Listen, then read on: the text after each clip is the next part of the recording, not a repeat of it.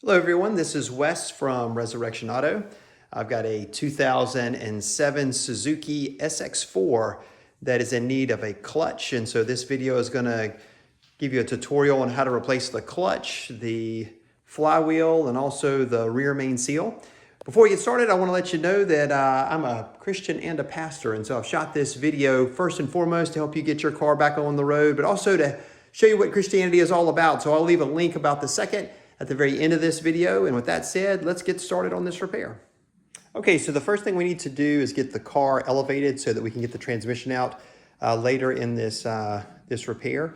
And so what I've done is, in my case, the way I like to do it is I've backed the rear of the car onto my ramps, and then I'm going to jack the front of the car up and put jack stands under it, and that should give me a good deal of height underneath the car. And so let me get this all set up and I'll show you what it looks like.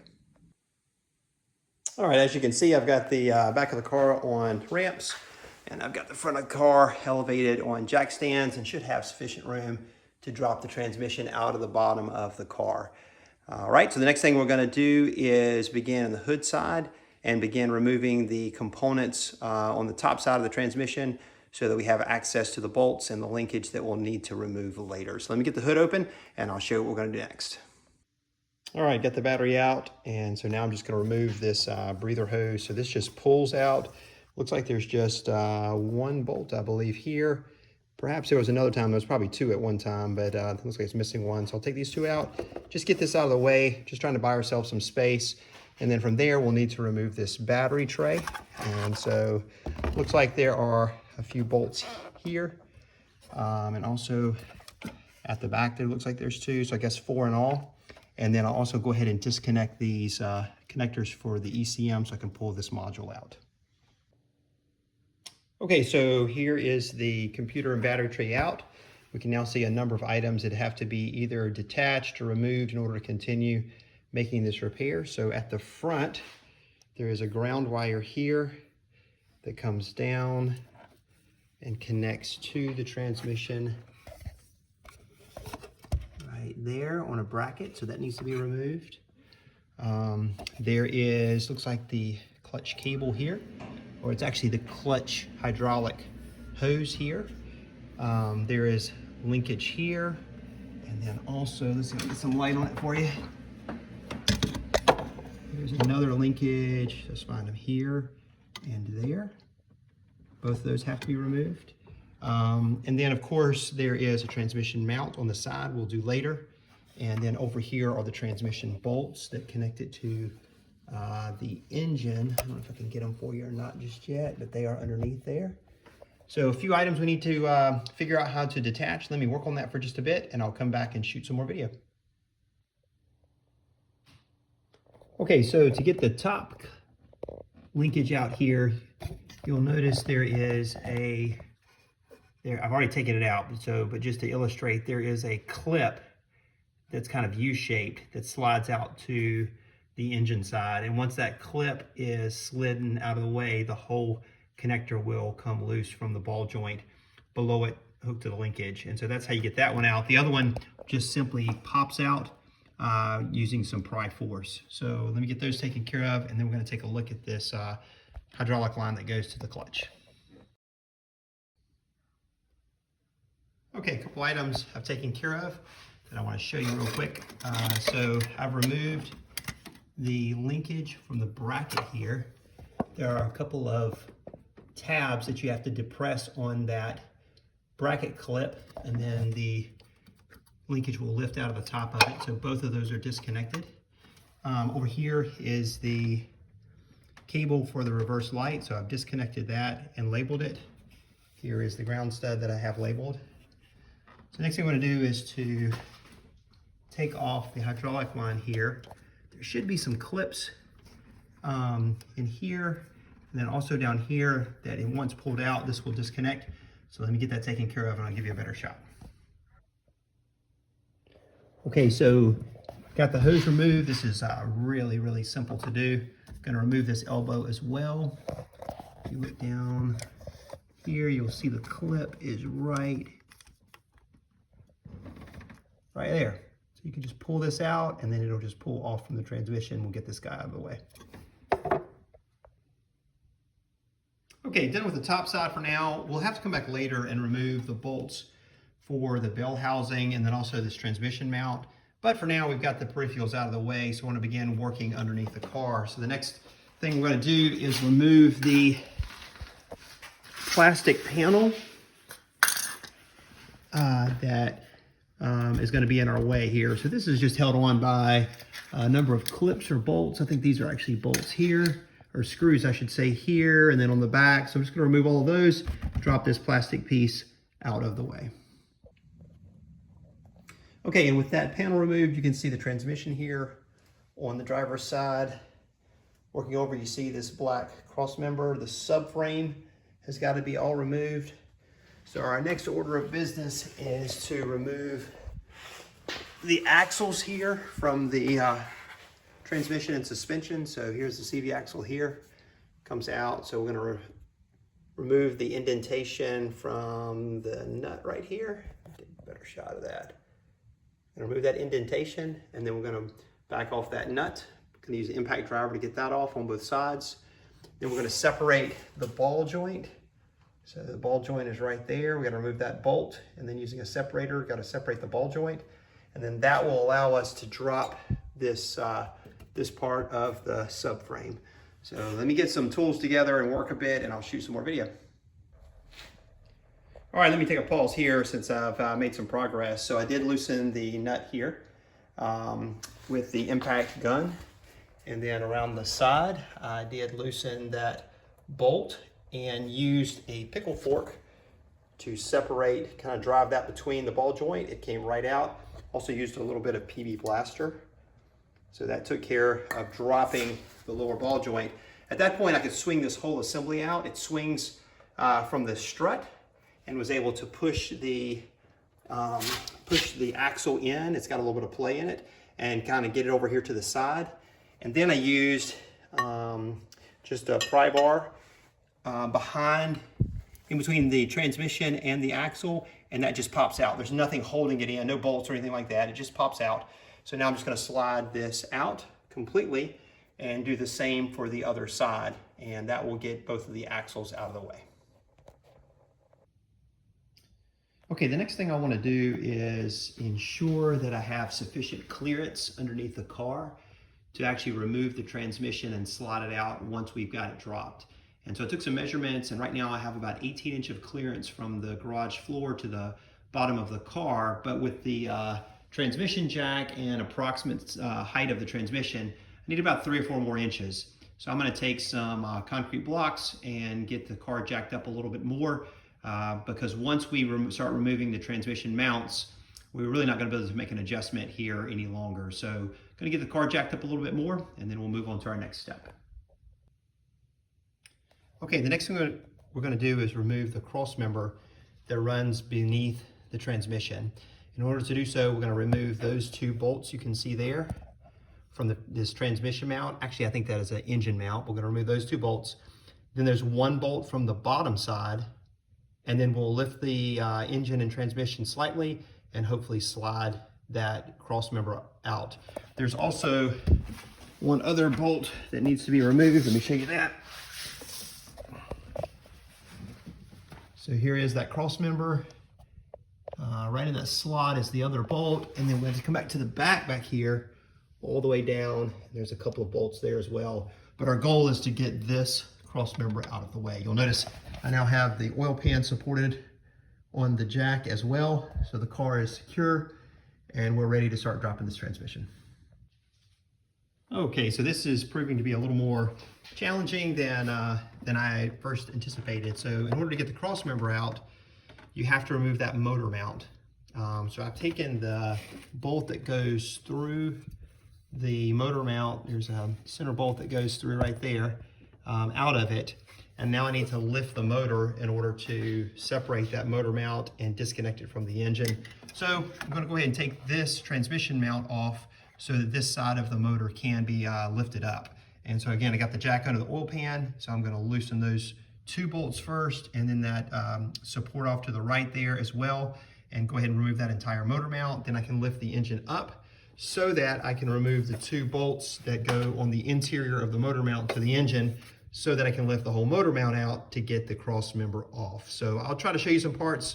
Sorry this part is so confusing, but this is what's required to get that cross member out. So let me get those things done. I'll shoot another video. Okay, I finally got the cross member out here. You'll see that the part of the engine mount is still attached here, still bolted onto the cross member. The top portion of the engine mount ended up having 3 bolts, 2 that were on the interior, and then this side bracket which goes deep into the engine, and there's a 3rd there. That was difficult to find and pretty difficult to take out, but that once I got this out, that gave me plenty of access to the cross member to get it removed out of the car. Also, I do want to give you a close-up view. Here's the transmission mount. It had bolts that were underneath, and then bolts that were also nuts and bolts that were on the top. And also removed the rest of the engine mount as well that bolts to the side of the chassis frame. So those are all the parts. So we're in pretty good shape so far. Just need to remove the subframe next. Once we get the subframe out, we'll be getting pretty close to the transfer case, drive shaft, and actual transmission. So let me pull together some tools and I'll show you that next. Okay, we've made really good progress here on this repair, but still have a ways to go. So the next thing we need to do is remove the subframe from beneath the car, and the subframe is held in by a number of bolts on the bottom. But before we get to that, we need to take off the sway bar ends because they are connected to the subframe. So here is the sway bar. You could disconnect it from the bottom, or the top probably is a little easier. So a little PB blaster, remove the nut, push this out. And then we're gonna go underneath, and let's see if I can give you any view at all. Underneath are a number of bolts that hold it on here, here. I think up in this hole here, there's probably 3 on this side, at least 3 on the other side, and a couple in the middle. What I think I'll do is get this taken down and then flip it upside down and show you where all the bolts are.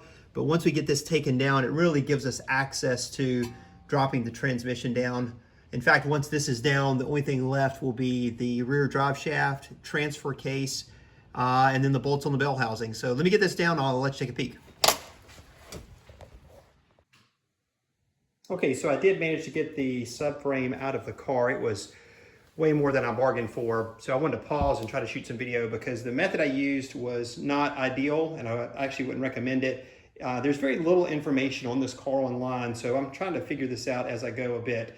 So you'll notice that here on the top of the subframe is this brace, and it's held in by 3 bolts here and 1 on the driver's side. And so underneath this is the steering rack. So it would have been far better to have disconnected the tie rod ends and unbolted the steering rack from the steering column and dropped the steering rack out with the subframe. When I did this, I had to work between the firewall and to get to these bolts. It was nearly impossible. I'm very thankful I was able to get it out. So when I reassemble this, I'll put it back together the way it should have come apart and have that already installed and lifted up. So anyway, that's a shot of what it looks like. So the next step is going to be the drive shaft, transfer case, starter, and then transmission. So hang tight and we'll keep going.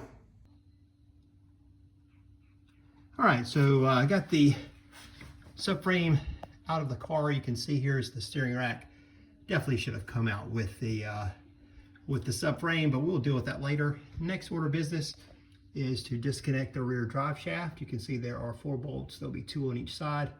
So we're going to pull those and drop that drive shaft, and then we need to go ahead and remove the transfer case. So you can see the bracket that's there that needs to be removed. And then let's go take a look at the other side.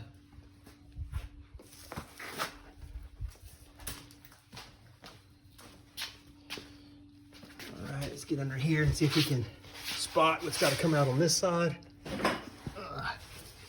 All right, so you can see there's also a brace on this side as well, right there. So I'm probably going to put the transmission jack underneath the transfer case there and lower it. Now I expect there's got to be some kind of electrical connection because there's a switch in the console of the cabin that allows you to change it between two-wheel drive, all-wheel drive, and four-wheel drive. So obviously it's happening inside the transfer case. So I'll try to spot that and show you what that looks like once I find it. So I'll shoot some more video in just a sec. Okay, the next thing to do is to get this transfer case off of the transmission. So first thing I'm going to do is go ahead and drain it. Probably should have done that a long time ago. There's a socket bolt right there that I'm going to loosen, and that will drain the fluid out of it.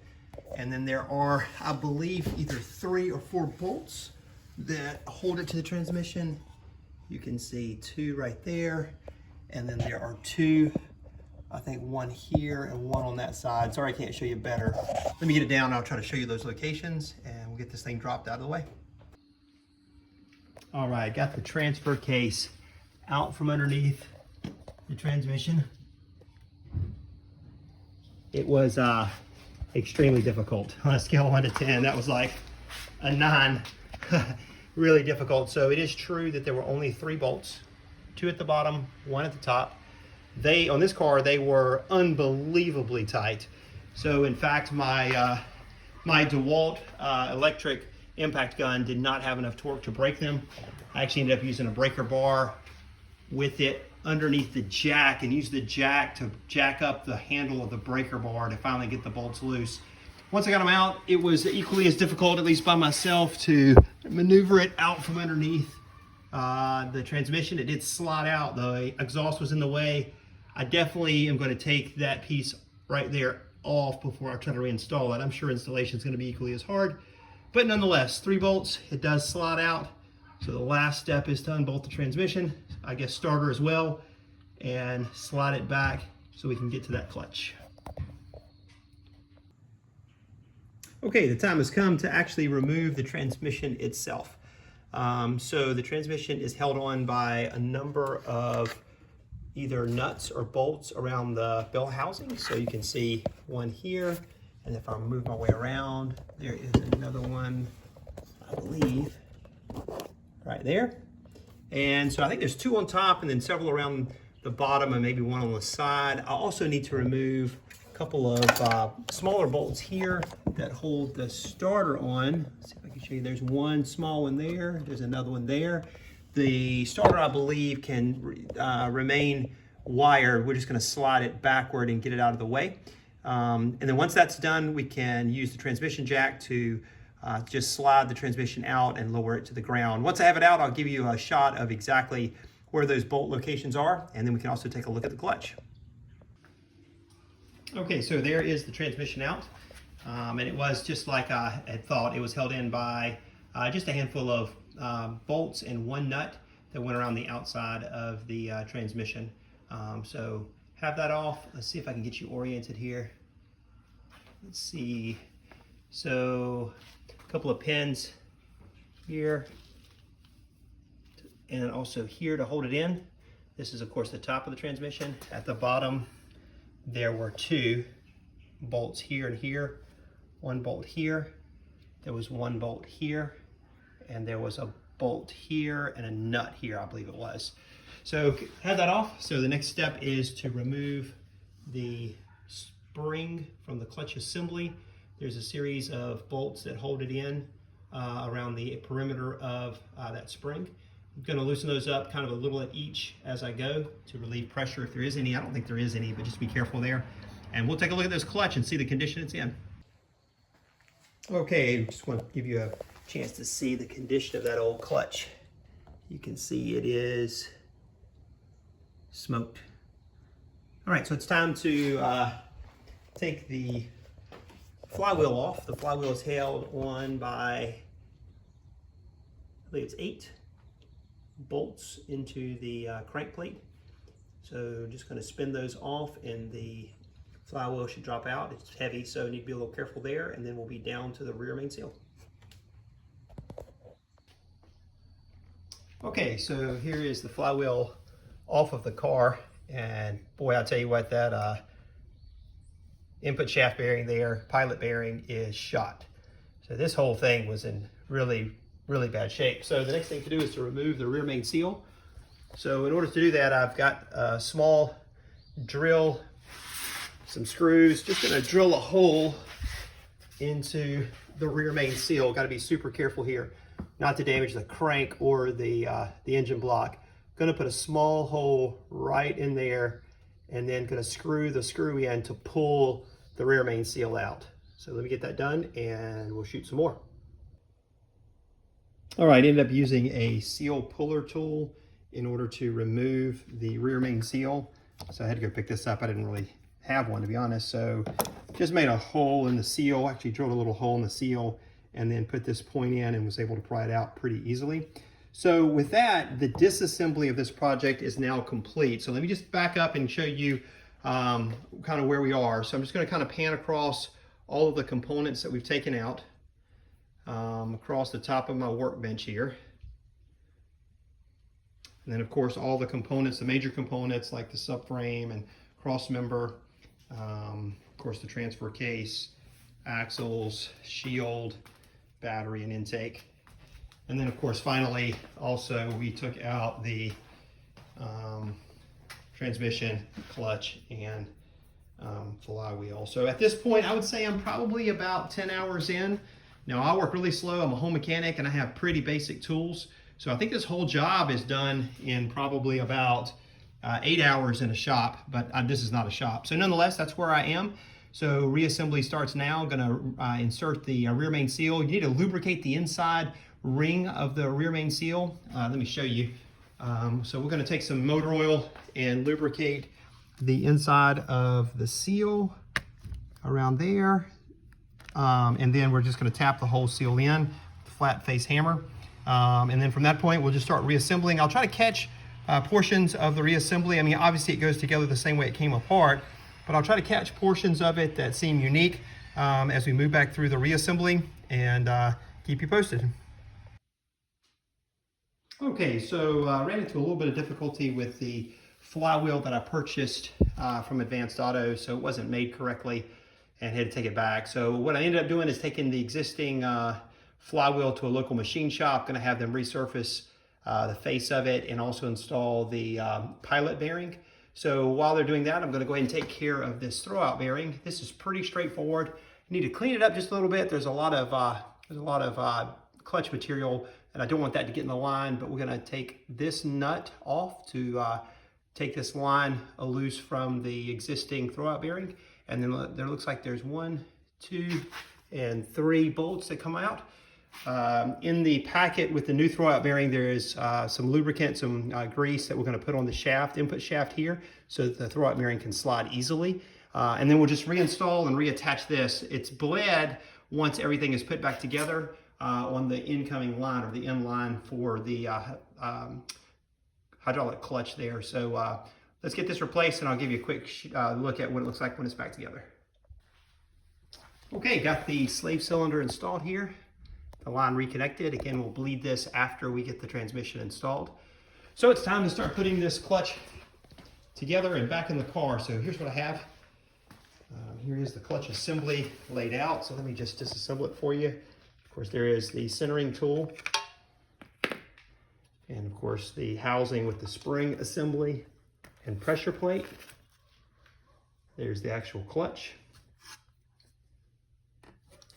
And then finally, here is the flywheel. I've had this machined. This is the original flywheel. So we're simply going to reinstall it. There's a key here to the crank. The bolts I'm probably going to torque to somewhere between 50 and 60 foot-pounds, although I don't know if that's right. There's really poor information online about this, so hopefully that'll be the correct portion or correct torque value. I am going to use Loctite on each of the bolts, the blue kind, so to ensure that they stay in place. I'm going to torque the bolts that go on the housing of the spring and pressure plate. I'm going to torque those to probably 180 inch-pounds. And I'll show you a picture of this once we get it back on the car. All right, so there you have the clutch installed. And of course I use the alignment tool while installing to make sure that the input shaft will slide easily into the transmission and over the clutch there when I get it in place. So next step is simply to lift that transmission back into place and bolt it the same way we took it out. All right, things are going back together same way they came apart. So I've got the transmission back installed in the vehicle with the bolts around the bell housing. Starter went back in just as it came out, 2 bolts, and then also that bracket. I'm back to the transfer case now, just gonna lift that back in. It's held on with three bolts. And then once I get the transfer case in and I get the drive shaft connected to it, I then gotta deal with this sub base, or the sub chassis right here, and then I also deal with the steering rack, whether I'm going to try to reinstall it with the steering rack in there or pull the steering rack out, assemble it, and then lift the whole thing back in there. I haven't decided, both are difficult, but that's where I'm at with the repair. We're making great progress. Hopefully have it up and running soon. All right, so final word on this subframe and steering rack. So got the transfer case back in. It was a challenge. That's all right. Just took a little effort. I don't know if you can see it or not, but the steering rack goes above the transfer case right there. So if you drop the subframe, the steering rack would get caught on the transfer case. So I'm going to just be honest, there is just no easy way to get this subframe out of the car other than the way that I did it when I took it down. And so nonetheless, next step is going to be, I got to deal with this tie rod end. The inner tie rod end on this side is loose, so I got to fix that real quick. And then we'll put the subframe back up, axles back in, top end components back together, and we should be ready to crank this car and see if the clutch is good. I will show you a clip of bleeding the brake line, or the clutch line I should say, so you can see that. But otherwise, I'm going to go ahead and put it back together, and let's see what happens. All right, got the car all back together here, up and running. So I just wanted to fill you in on a few things about how to bleed the clutch, and where the fill points are for the transmission, that sort of thing. So if you can see down in there, you'll notice the elbow of the clutch hydraulic line that goes into the transmission. On the top of that is a plastic nut that you can unscrew, and you can bleed it just like you would a brake line. So someone in the cabin of the vehicle, you open the bleeder valve to press the clutch, close the bleeder valve, and then release the clutch. And you just do that, 5 to 10 times until you bleed out all the air in the clutch. So no problem there. On the transmission, it does require fluid in the transmission. I used 75W90. I used 2 quarts in the transmission. The fill is on the front of the transmission. There's a fill plug. Can't quite show you from here, but there's a fill plug there. The drain plug is at the very bottom. On the transfer case, the fill plug is on the left-hand side. You can't see it, but it's over on this hand side. And it was a 1/2 quart in the transfer case. And then finally, the axle nut torque setting is 184 foot-pounds. So that's how I took care of those. The car is back up and running. So with that said, let's take it for a drive.